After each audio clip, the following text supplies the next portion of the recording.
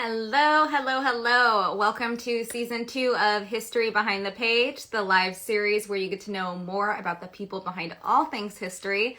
I am super excited to be back.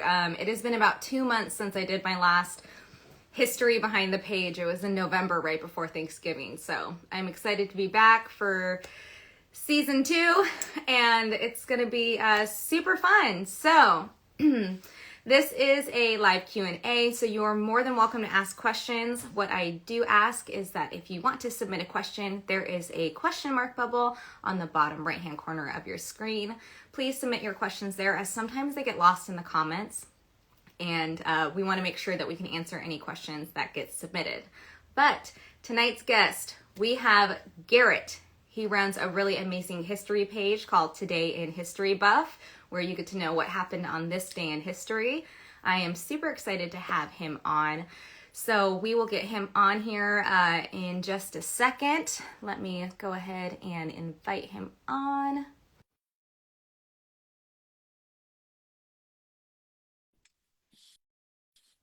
Oh, wait. Accept.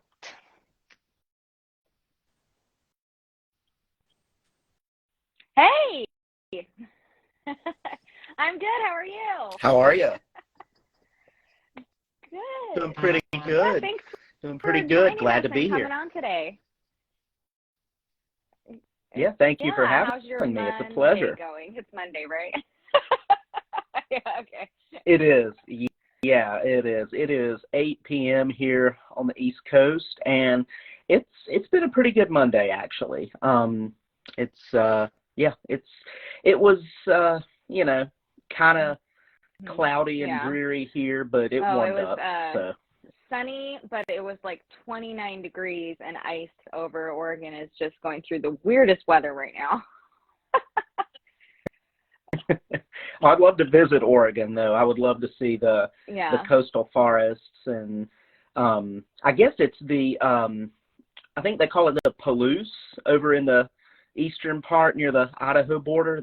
It's like just a bunch of plain grassy hills. It looks Oregon beautiful for the is pictures that very, I've very seen. gorgeous. The Columbia River Gorge, the beach. There's so much gorgeous stuff. Portland, not so much, but yeah, it's definitely an experience. So, well, let's get this going. Why don't you tell us how you got into history? What is your history? What is your history story?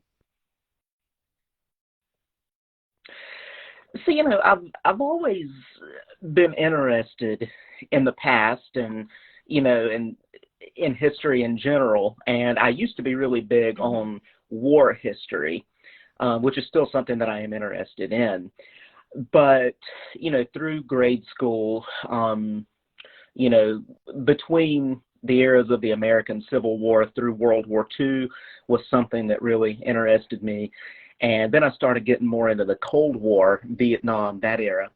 And, it was after that I started expanding my mind and, moving into other non-conflict eras. But I still, I love war history still. But I got this page. The idea for this page came in roughly early 2017. It was May 2017. And I just had the idea, why not make a page, as much as I like history, why not make a page that lets people know about something that happened each day in history, but make it where it's a little bit more personal or personable. So so it's almost like you're the one who's living it, if that makes sense. So my very first post ever, which I think was May 3rd, it was either May 3rd or May 4th, I believe it was May 3rd, was 1979, the anniversary of Margaret Thatcher becoming the first female prime minister of the United Kingdom. And, everyone likes hearing about firsts in history, the first person to do this, or the first race of person to do this, the first gender of person to do this.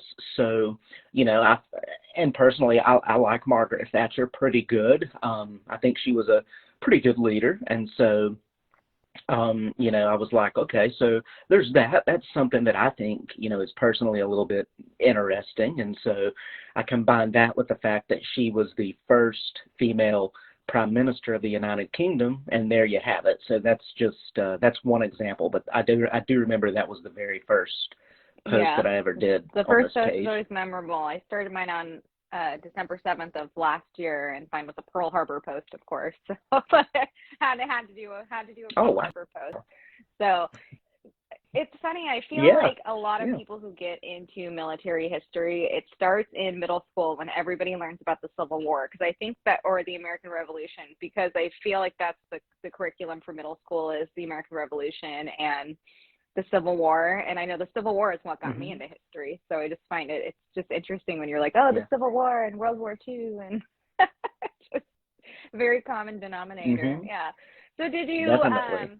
so you got into history in school at a younger age. Did you pursue it after, or was it just like a passion, or? A little bit of both. Now, I'm not currently working in Mhm. history in terms of employment. I do something that I honestly never, going through college, I never thought I would do. I currently Oh, work in foster care and adoptions, which is a very important indeed. field of work. But to answer your question, it stuck with me through college. That is what I majored in. Alongside, I minored in political science, so history alongside political science, because I believe that in order to understand one, you have to understand the other. Let me rephrase that. In order to properly understand one, you have Mhm. to properly understand the other. And unfortunately, there's not a lot of that word Mhm. properly that happens today that I've seen. But yeah, so I majored in history. I went to Western Carolina University, and like I say, afterward, I ended up going to Utah for a little while. But now I'm here back in the East doing foster care and adoptions. But as an interest, history has just, it's stuck with me ever since. And um, and this may seem a little OCD, but one thing that I really like doing with this page to help me keep track of how many days I've been running this page is I like to do one post a day. I think if I can just get Mhm. one good post out per day, I can entertain people, I can educate people, and I can keep track of how long I've been doing this. So, yeah, it's very much so Yeah. probably the biggest hobby that I have right now, and it's also the most active that I am on social media is with this page. I've gotten to where I don't use Mhm. Snapchat or Facebook much anymore, Mhm. or even my own personal Instagram much anymore, but 90% of my social media uses this page, and I'm really Yeah. grateful and So blessed so for it. you do one post a day, so you know that your post on your Instagram profile, you're like, I've done, 1,500 posts or whatever. It's a good way to keep it's a good way to keep track. Yeah. So Right, how do you right. find, well, I know we all do rabbit holes, so we all know that, but how do you decide on what you want to share on this day in history? Very good question. So sometimes it's not easy because, there are days where, it's like there are several good things that happen on this day. And every now and then, every once in a blue moon, I will share both. I usually don't do that. I usually like to just stick with one so I don't have to limit my words as much because Instagram Mhm. captions are already kind of limited as it is. Um, but I'll just give you an example. So on the first of the year, January 1st, it's the anniversary of Abraham Mhm. Lincoln signing the Emancipation Proclamation in 1863. You know, very important event. At the same time, another really important event happens, which is the start of the Haitian Revolution, which is where, African slaves freed themselves from their French captors down in Haiti. So this year I stuck with the Emancipation Proclamation, but it was very, very difficult to decide which one to share because those are such good and important posts that involve freedom, freedom for individuals that it had been denied to. So, that's just one example.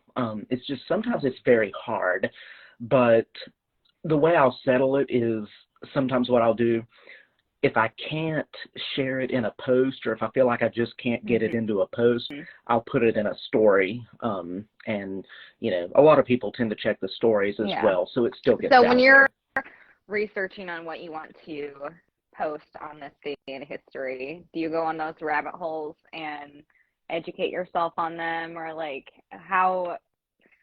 what does your research look like? Well, I use, it depending on the subject, I'll use different websites. Like if it's a presidential post, sometimes I'll use the whitehouse.gov website, the History Channel. One really good one that I like using when it comes to a battle, especially a Revolutionary War or Civil War battle, is the American Battlefield Trust. That's a really, really good page. They do really good work. And they do other things too. They don't just do the Revolution and the Civil War. They do, they cover other topics as well. But depending on the topic, I'll use them as reference points for myself. And something I've started doing is I like to take what I've done the year before, and if I don't think I have enough, just build up on it, because we're all learning here. We all learn new things all the time. And so, another one of my rules regarding that is I try to be as non-biased as possible, because we all have our own political opinions. I have mine, you have yours. We all have our own political opinions. And, every now and then, I'll slip one into a story every once in a while, even though I try to keep it, neutral. Even my stories, I try to keep neutral, but my posts, just tell the information, just tell the truth about the event the way it is, regardless of how offended people are going to get, and, things will fall where they will, and well, I'll leave it at that. I've read some of your presidential posts. I'm one of those person that like to read the comments, because the comment section just in a lot of posts, like all posts across Instagram, you're just like, what? And I think you did like a Donald Trump post or something, and the comment section was just like insanity. And then you did like a couple other presidential posts, and those were insanity. And I feel like people who are into history they just want the facts and just share the facts and not get like super political. So do you deal with, because you do a fair share of presidential posts, do you get a lot of trolls and messages and stuff like that? Sometimes, the good thing about Instagram is if it's someone that you don't follow and they send you a hateful message, you can open it up and read it and then laugh at it and just delete it. They don't know that you've opened it. But and disagreeing is, of course, that's totally fine. I just ask that people be respectful, and I do ask that people be consistent. That's something that drives me crazy, is when I see people not being consistent about things. But I'll give you one example about one where I don't like to say went off on someone, because that implies that I was just mean to them, but I wasn't. And you said you like to read the comments, so you may even remember this. But back on December 13th is when I did my, Today In post about the capture of Saddam Hussein. And, there are a lot of people, and in my opinion, it's an increasing population who agrees or believes that the Iraq War, the Iraq War and the war in Afghanistan were not really so much the war in Afghanistan, but the Iraq War. We'll just stick with that one. A lot of people today, and I believe, like I said, I believe it's an increasing number, believe the Iraq War was unwarranted. They believe the U.S. invasion of Iraq was wrong. Iraq was not harboring weapons of mass destruction like the Bush administration says they were, regardless of what you believe, whether you believe that, whether you think it's false. The Post was about the capture of Saddam Hussein by American forces. I did not inject my opinion into this post. It was about the capture of Saddam Hussein. And the people in the comments went berserk about, how America was just wrong and evil to do this. And this one guy, I can't remember what it was, but this one guy commented, something along the lines of sharing opinions or whatever, and that's when I just kind of like snapped, and I was just, not in a mean way, but I commented, and I was just like, dude, where did I ever say that I believed America was right or wrong for going into Iraq in 2003? I never said once that I believed that this was right or wrong. This is literally just about the capture of Saddam Hussein. I said, that's not what this post is about. The invasion of Iraq, that's not what this post is about. That comes in March. And then the support that I got for that, there were some really nice comments.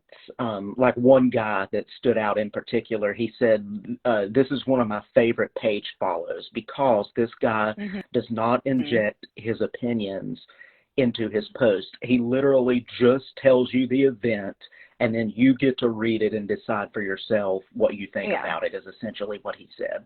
So, those comments are always nice, and, they remind you that, the trolls aren't always the most numerous. Yeah. Sometimes they're just you hear the vocal. loudest people, so doesn't mean they're right. But, yeah. Right. Absolutely. Do you find yourself, do you have a specialty? Like for me, World War II is more my specialty. Do you find something that is passionate or your specialty or something that you lean more towards? Yeah, it's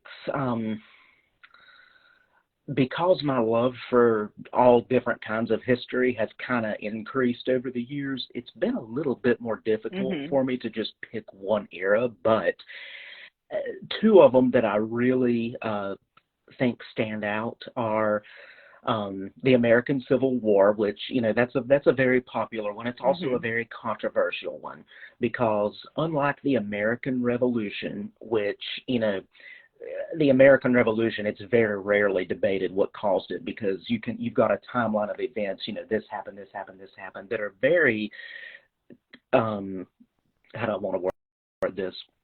They're very concrete, they're very set in stone, they're very clean cut. Whereas with the Civil War, we all have our own opinions, and, with the Civil War, the reasons for that war are still being debated, even today. Now, it's my opinion, okay, this is just Garrett's opinion, Today in History Buff's opinion, you know what they say about those, take it or leave it.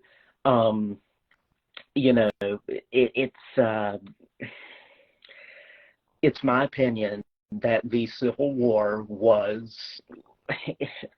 launched and fought to preserve the institution of slavery, and I think the evidence backs that up. And this is coming from me, a Southerner, who used to be, a big advocate. I thought the Confederacy was this, this bastion of Southern hope, once upon a time. I thought, there's no way the Civil War was fought over slavery. It was about states' rights. It wasn't about slavery. But then I started reading around, and I started, documentaries, watching documentaries, and I started, like I said, reading things. And, one thing that I think is very important in terms of understanding the secession part of the Civil War and why it happened is reading the vice president's cornerstone speech. So Alexander Stephens was the vice president of the Confederate States of America, and in March of 1861, he was in Savannah, Georgia, and he delivered a speech. This isn't the official name. The shortened name is the Cornerstone Speech. That's just what it became called. And in this speech, Stephens was laying out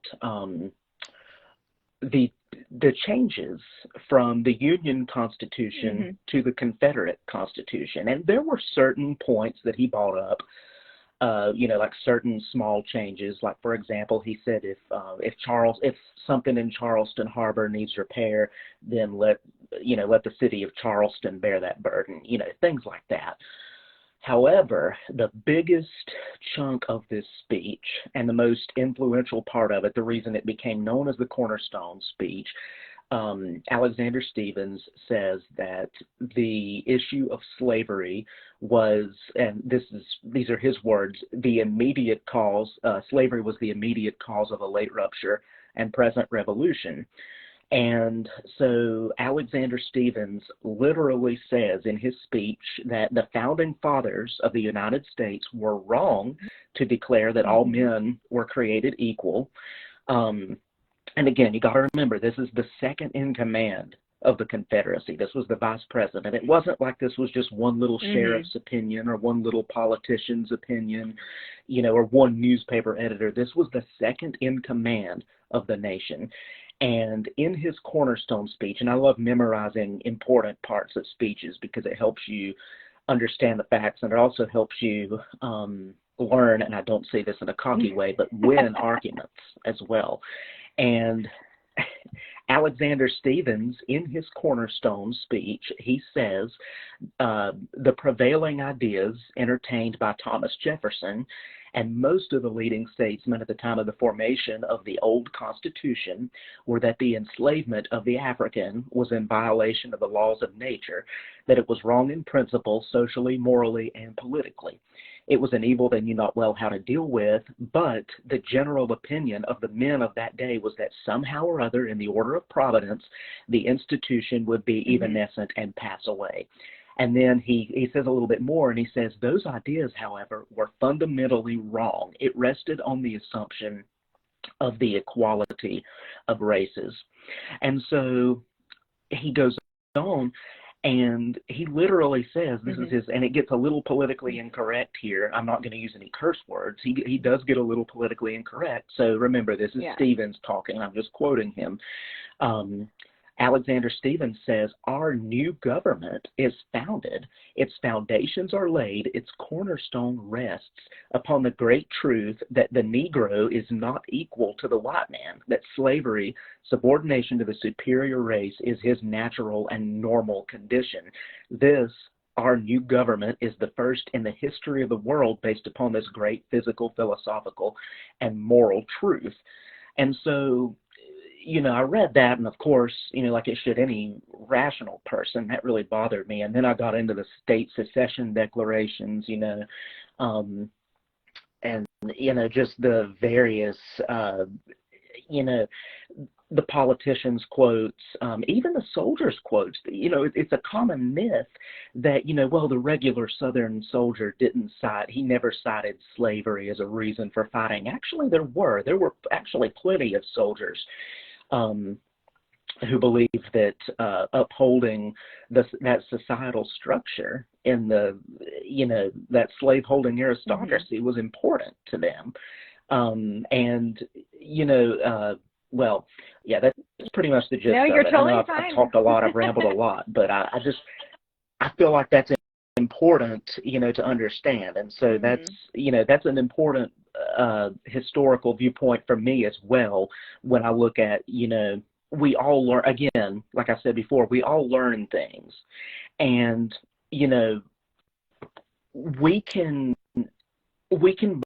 believe things when we're younger, and then, we change our minds and we change our opinions. And so, me supporting, the Confederacy when I was younger, I didn't have any ill intentions because of that. It Mhm. was just something that I believed. I believed I was, educating the masses off of, something that people were Mhm. being brainwashed on. But then, you know, I did my reading, I did my research, and I was like, oh my Yeah. gosh, I felt brainwashed. And so, we all go through, I think we all go through spells Yeah, like and that every now and that then. depends. Like, in Um, school, we get the abridged version of the Civil War because you have so much, the mhm, curriculum is, you got to mhm, get so much in. They just want to teach you the basics, the dates, and everything else like that. There's so much more right.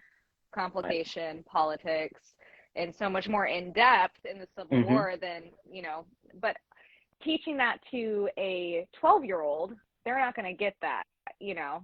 So, and right. a lot of people just take what they learn Absolutely. in school, and that's their belief. They don't go, a lot of people don't go farther into Mhm. that. So, sorry, I interrupted you. Go finish what you were saying. Right, right. No, no, no. You're totally fine. You're totally fine. I would like to add though, another era that I do find very interesting is the Cold War. It's a massive era to cover. It lasted from, 1947 Mhm. to 1991. A lot of people say it started with the announcement of the Truman Doctrine, where Harry Truman announced that he was going to send foreign aid to, I think it was Greece and Turkey, to Mhm. prevent them from falling to communism. And then, of course, it ended the day after Christmas in 1991 with the dissolution of the Soviet Union. Um, and so, very big era to study. And there are, you know, especially in America, we're taught a decent bit, not quite as much as we are about things like World War II, but we're taught a decent bit about the Vietnam War because, that was a Mhm. heavily involved American conflict. Um, America fought in the Vietnam War for 18 years. And so, that then the Korean War, which of course happened before Vietnam. But there are other conflicts, that happened in the Cold War that a lot of Americans really aren't Mhm. familiar with. And just one example, the Angolan Civil War in Angola, Africa, lasted from 1975 to 2002. So it actually went beyond the Cold War, and it ended in 2002 when the leader of the rebel faction, UNITA, his name was Jonas Savimbi, got ambushed and killed by the communist forces, and that was when the Angolan Civil War ended. But the Angolan Civil War was a Mhm. big proxy war um, that was fought in southwestern Africa. Um, Castro sent Cuban forces there to help out the communists. Of course, there were Soviet advisors there. Um, Another one that's gets popped up. If you've seen the Rambo movies, this one may be a little familiar to you. Mhm. The Soviet-Afghan War, the Soviet invasion of Afghanistan, lasted 10 years, 1979 to 1989.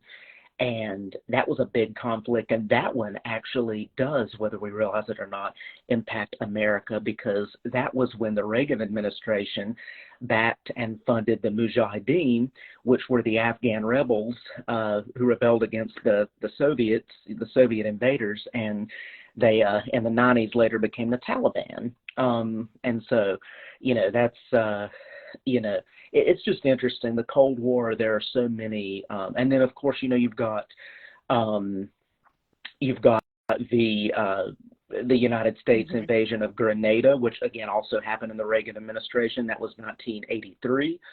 Um, for all you Clint Eastwood fans, Mhm. Heartbreak Ridge is a really good movie. That's about the invasion of Grenada, if you're interested. Um, and so then you had, of course, the funding of the Contras in Latin America, particularly Nicaragua.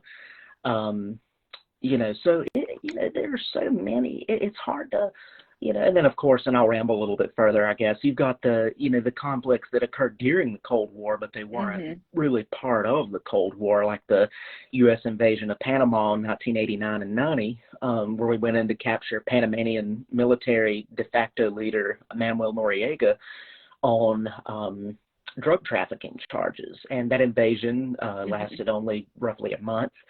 Um, and that was actually the first military conflict, the first U.S. military conflict since 1945 to be not directly affiliated with the Cold War, even though it happened concurrent to the Cold War. And then, of course, right before the Cold War ended, Desert Storm, the Gulf War. You know, most Americans are pretty decently familiar with that, where we went in, we kicked Saddam's butt, and, you know, that one, to me, a lot of people don't realize this, but if you look at it, that conflict is so interesting because our biggest Cold War adversary, the Soviet Union, even though they were dying, they were on their last leg, they were close to collapsing, you realize how much Saddam Hussein was truly on his own in the Gulf War, because even the Soviet Union was on our side in that conflict. And a lot of people don't understand that or don't realize that, but that's just something cool, you know, something cool that I think about. A lot of people don't realize that the Soviets were on our side in World War II either. Like, everyone's like, what's this? They're like, I thought it was absolutely. Well, right. Well, now I will say this. Now, and this is an unpopular opinion about the Soviets. However, I will take the risk of saying it. I know it may offend, and if so, I apologize, but this is just what I believe is the truth. To me, I get that the Soviets were a pretty decent ally. They helped us defeat Germany. However, I do not believe the Soviets are the true good guys of World War II, and I base that on the stance that they were products of circumstance. They only became allies because their original ally, which was the German Reich, betrayed them and invaded them in Operation Barbarossa 2 years into the war. They were originally on the same side as the Nazis. And, you know, Stalin himself aggressively pushed through Europe and was dividing Eastern Europe with Hitler. There were political cartoons from the era that showed Stalin and Hitler as a bride and a groom. Poland suffered the joint invasion of Germany and the Soviet Union. That invasion ended with a German-Soviet victory. So, you know, it's my unpopular opinion that the Soviets are not the true good guys of World War II. They were products of circumstance who became an allied superpower because they were betrayed by their original ally, and that's just my opinion. Yes, they were part of our allies, just like how Italy eventually became our allies too, you know, and they were against us in the beginning. But, you know, in my opinion, the Soviets are like, okay, you know, we got betrayed, you know, all this stuff. But then they kind of looked at it like, if we go with the allies, they kind of looked at the bigger picture. And like, if we stick with the allies, we can assist and divvy things up and win the war and get our stuff back. But then also, you know, that ended up in dividing Korea from the Japanese, and then we kind of somehow got started in the Korean War because of certain events that came from World War II. But yeah, no, I agree with you. I actually really agree with you. Yes, they helped us win the war. They were an ally and all that stuff, but I actually agree with your opinion on that one. I feel like a lot more people do. Well, I appreciate it. And, you know, something else, too, that you see, you know, and I do appreciate you agreeing with me. But, you know, something else, too, that a buddy of mine who also is a lover of history and politics brought up, something that I didn't even think about originally, and that is the Soviets, you know, the Soviets were, and I know this may sound harsh, but it's true, the Soviets provided a lot of cannon fodder for the Germans. They were so poor that they couldn't even afford a rifle for everyone. And I don't like using fictional movies as reference points. So that's not what I'm not using this as a reference point. I'm just using this because it's something that a movie did happen to point out that is true. If you've ever seen Enemy at the Gates about Vasily Zaitsev, that's a very good movie, by the way. Love that movie. One of my favorite World War II movies. Probably one of the greatest war movies, in my opinion, that's ever been made. But, you know, at the beginning of that movie, it takes place during the siege of Stalingrad, which, most historians will say is not only the turning point for the Eastern Front of World War II, but the entire war's turning point. And so at the beginning of that movie, the Soviets, they were handing rifles to people. Well, let me rephrase that. They were handing rifles to every other soldier. Then the other soldiers who weren't getting a rifle were given magazines of ammo, and they were told, when the guy in front of you goes down, grab his rifle and start. They couldn't afford a rifle for everyone. So, it's my opinion that, communist Russia in World War II, I think, is a little over-embellished. And especially, too, and I made a video about this just a few days ago because I believe it's true. It's my opinion that communist regimes should be looked at every bit as bad as fascist regimes. Communist regimes have killed millions and millions of people. Stalin himself, during the Great Purge, conducted ethnic cleansings. He conducted class cleansings, religious cleansings. And in fact, some people would argue that that's actually where the Nazis and the fascists got their idea for concentration camps, was from the Soviets. So, yeah, so I'll just leave that. I'll leave that there. And I know that sounds a little political, but it's true. And I've said this before. I just don't think you can be a true lover of history and a respecter of history and think that communism is the way forward. It fails every time it's tried. And, I was arguing when I did a post year before last, collapse of the Soviet Union on December 26, 1991, I had some communists come in there, and they were, praising Stalin and praising the Soviet Union, and I'm just, they were hating on me and America, and I'm just like, my nation's still up and running. Despite whatever I might think about its politics right now, my nation is still up and running, and it has been for 240 years. Your nation lasted for 70 and then collapsed on itself. So that tells me all I need to know. I love. Let's see. Oh, hold on. We have some questions. Let's see. What are you currently reading? Oh, good question. I tend to go back and forth. I'm not technically reading any history books right now. I read the Bible every day. In terms of like history books, the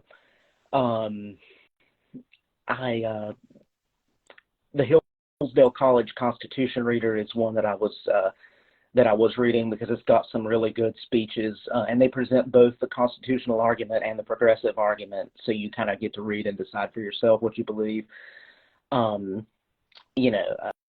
That's a good one. The Christian Life and Character of the Civil Institutions of the United States was written in the 1800s by Benjamin F. Morris, and that covers like the era of good feelings, or a little bit before, maybe even the War of 1812, all the way through, like right to the start of the Civil War. So it's a good source, a good period source, if that makes sense.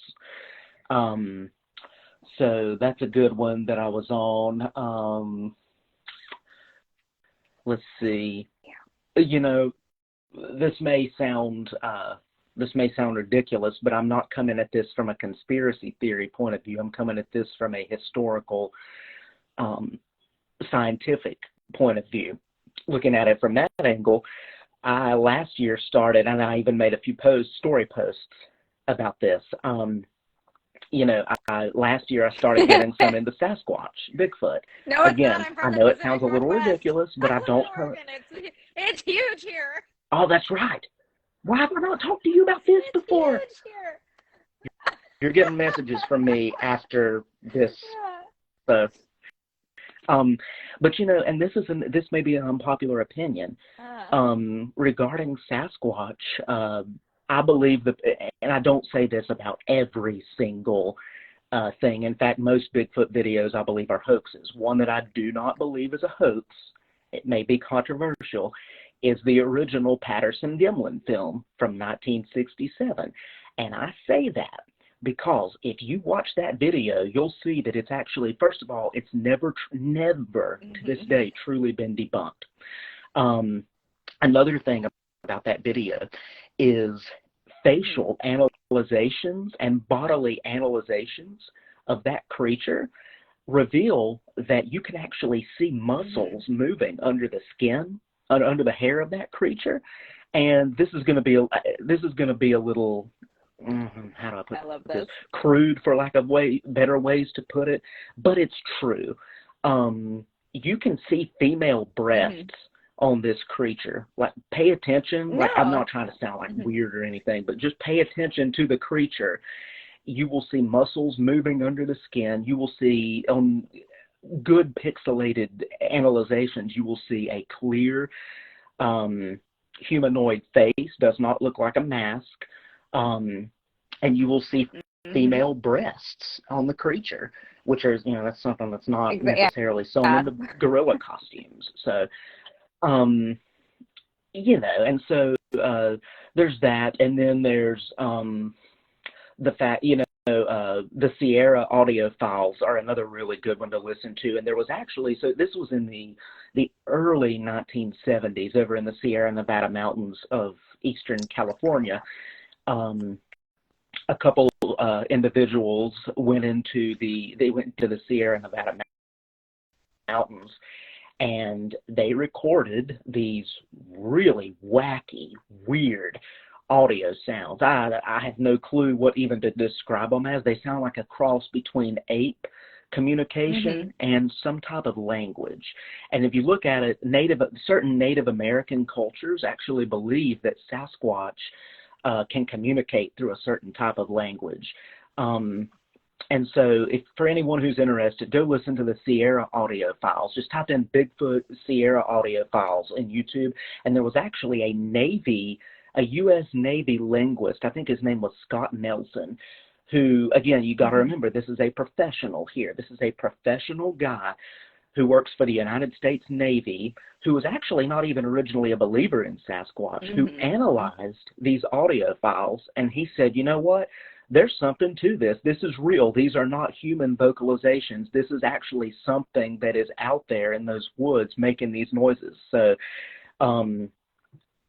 yeah, that's what and then you look at the cave paintings from the Sierras, the depiction of Sasquatch as the hairy man, and each Native American culture has their own Sasquatch story. And something else, again, for those of you who are joining in, I look at Sasquatch from a scientific and historical perspective. I don't think Bigfoot is something that jumps in and out of other dimensions. I wanted to get that out there because I know someone out there in the comments is probably thinking that right now. So I don't think it's that. I don't think it's something that aliens pull up into their UFOs.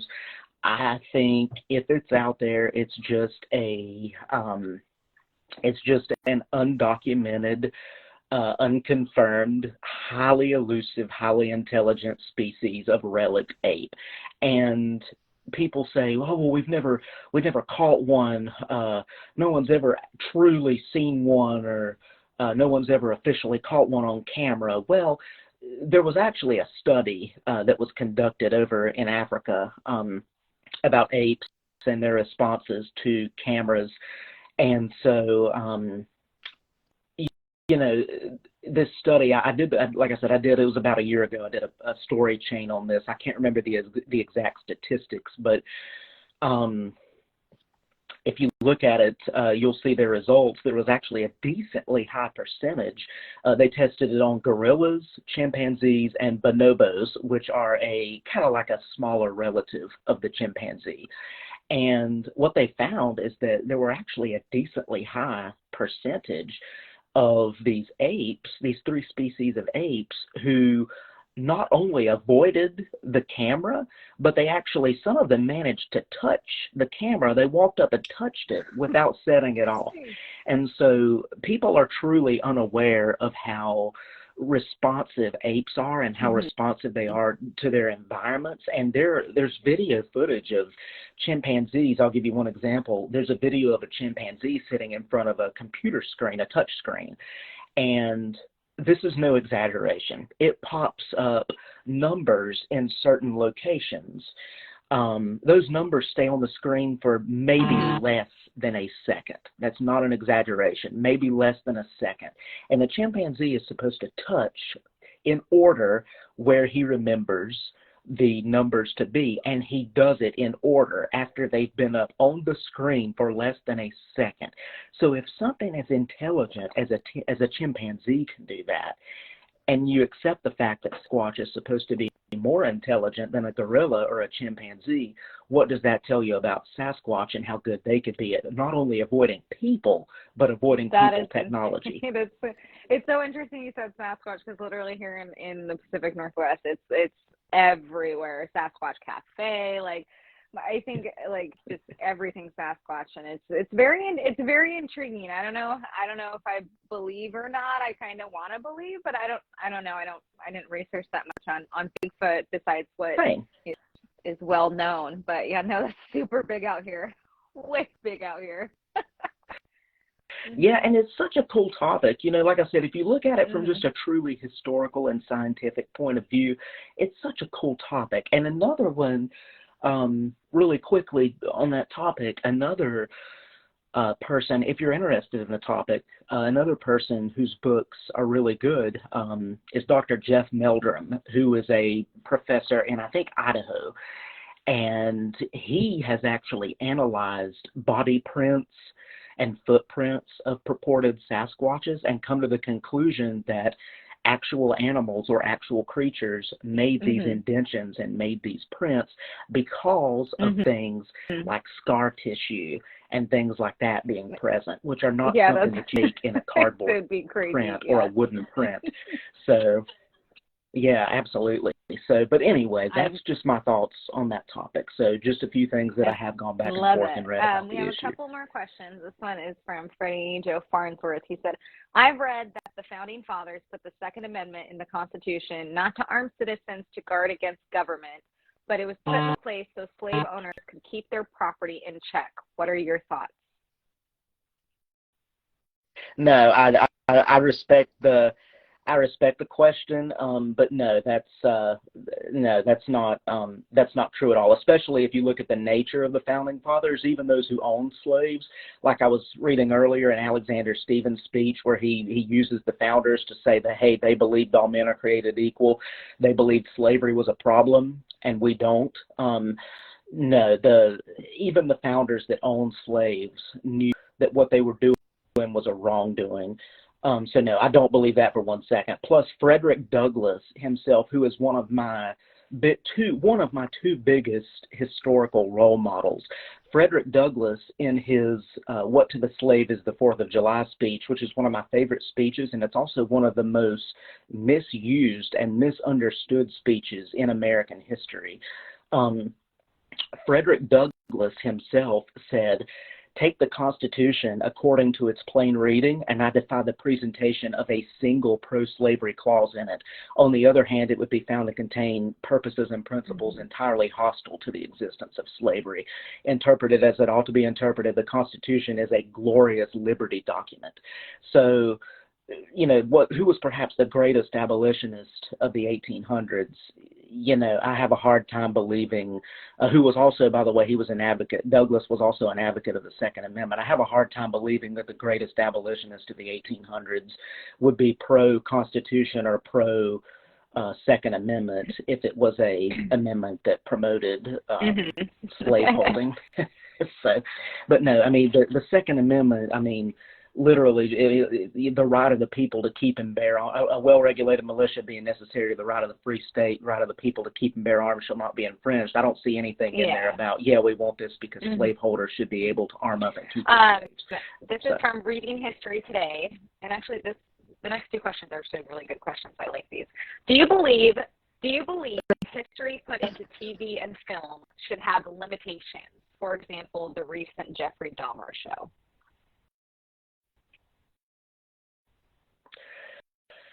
That's a good question.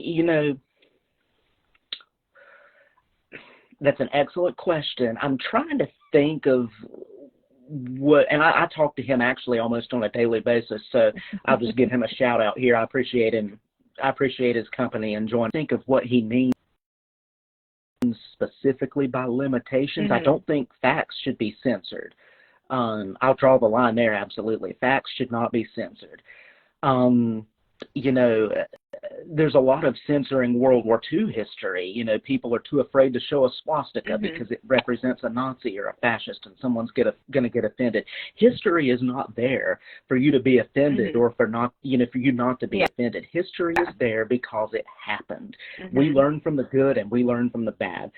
So I guess honestly that just flat out answer the question. No, I don't think it should be, because I think censoring history is wrong. Again, it's not there for you to like or dislike. It's there for you to learn from it. And when you censor history, you're censoring things that the future generation is not going to be able to learn. And so I want people to be able to learn the truth. And so, I don't. I'm not a fan of that personally. I don't think shows should hold back. I think at most there should just be a warning label at the beginning. Hey, this show contains this, this, and this. If you don't like this kind of thing, you are more than free to just stop right now, go watch something else, or read something else. As society as a whole, we do need to remember that this is with film and television, besides documentaries and stuff like that, it's Hollywood. It's there to entertain, even though they're sharing stuff that happens based, actual events, stuff like that. It's there to, it's Hollywood. It's a film, it's TV. They're going to add something in there to, make it entertaining and all that stuff. And, they might fib a little bit or tweak some things. But, it's, and I agree with you that we definitely don't need to censor history. And the thing is, some things in history are uncomfortable, and they're sad, and they're tragic, and they make somebody in today's society, like, for example, the Holocaust is an awful thing. It's a tragedy. It's an awful thing that happens. When you talk about it with other people, because it was such an awful thing, it makes them uncomfortable. And the thing is, history, you can be uncomfortable about it, but that doesn't change the fact that it happened. And, and I was, when I was on TikTok, not on TikTok anymore. I can't, my mental health is way more important than TikTok. There was, I get it. I understand. Interviewing young college kids and asking them historical questions, just like basic questions like, who were we fighting in World War II? What was the Holocaust? And like all just basic textbook history questions. And nobody could answer these questions. And it just, like, some of these videos, like, they were making me so angry, but also not angry, but like I was just like, I was shocked. That's what it was. I was shocked, like, and it was just, it's insane, and that's just happening. And so, and we live now in a feeling based versus fact world, and my friends kill me every time. They're like, here comes Sarah with her quote again. Facts are not feelings. You can have a feeling about a fact, but it doesn't change the fact that it's a fact, and that's like a huge thing, yes, like, and it's very interesting, but this is, and I think, really quickly, my friends Austin and Julie are on here, so if they are on here, just wanted to give a shout out to you Julie guys. 920? So. That's the next question I'm asking, because it's a good. I think it's a great question. Cool. I think Austin's in here too. Our generation will be known for in future textbooks of our schools. Ooh, well,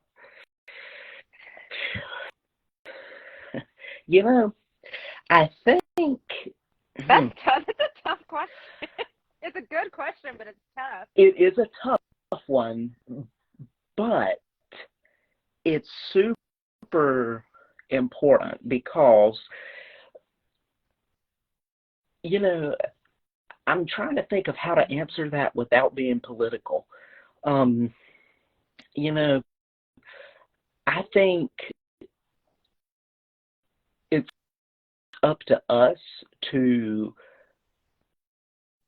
I think it's up to us to maintain the good American image of things like freedom of speech, freedom of press, um, even things like freedom of firearm ownership, the Second Amendment, things like that.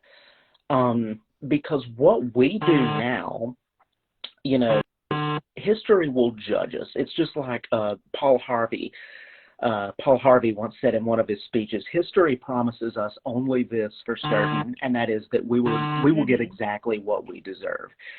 So, if we raise a generation that doesn't respect freedom of speech, freedom of press, freedom of economic decisions, things like that, we'll be judged in the history books for it, and we'll continue down a path towards despotism, and that's really about the best way I know how to answer that without getting too political. But the history books show time and time again, in regards to Julie's question, the history books show more than time and time again that those who support the freedom of those to say what they want, publish what they want, things like that, those are the people who always in the history books come out admired on top. So be very careful about who you support today in regards and also, to that. In today and what you do in this day and the fight you fight or your beliefs or whatever, like you don't know how that's going to impact the future. For example, everybody who fought in World War II, they were in World War II. They didn't know what they were a part of until years and years later when the history books were writing about it, and that's same with us, is just be aware and, do good and just that type of stuff. I don't know where it's going. I had a train of thought and I watched it leave my brain, just fly away. And I was like, if I keep talking, I'm going to sound like an idiot. You're fine. That was that question. Oh my gosh, this hour went by super fast. It did. It did. Garrett, I appreciate Very you coming much so. on and launching season 2 of History Behind the Page. I absolutely love your content. I learned so much. Thank you. So much Right back because at you. Thank you. I'm strictly military history, and I love reading stuff. Your posts have gotten me on a few rabbit holes that I didn't think I would actually do. So, yeah. It's okay. There's one coming up in about a month and a half that I cannot wait to post, and it's because it's one of those. If it hadn't been declassified, you would think it was a conspiracy theory. Oh, you put the words declassified and conspiracy theory in one thing. You have me intrigued. I can't wait. Yeah. Well, all I can tell you is you should research Operation Northwoods and be prepared to be creeped out. So. Ooh, I'm so excited. All right, Garrett, thank you so much for joining us today. If you guys are not following Garrett, he is today in History Buff. Garrett, are you on any other platform besides Instagram? Nope, this is my only platform. I've thought about taking it to other places like Facebook, but I think unless I have a lot of people that tell me I should do that, I'm just going to stick with Instagram right now. And the reason being because a lot of people associate history with pictures. And so because of that, Instagram is, of course, very, very heavily picture affiliated. And so because of that, I felt like this was the best way to reach people. So if anyone in the comments wants me to bring it to other platforms, let me know, and it's something I'll consider. Yeah, but as of right now, I'll probably just stay right here. Too. I tried doing everything else. I'm like, nope, I can't do it. So, well, Garrett, thank you so much for joining us, and thank you everybody for joining us too, thank you. And asking questions and participating. And we will catch you guys next week. And Garrett, thank you so much, and have a fantastic night. You too. Thank you.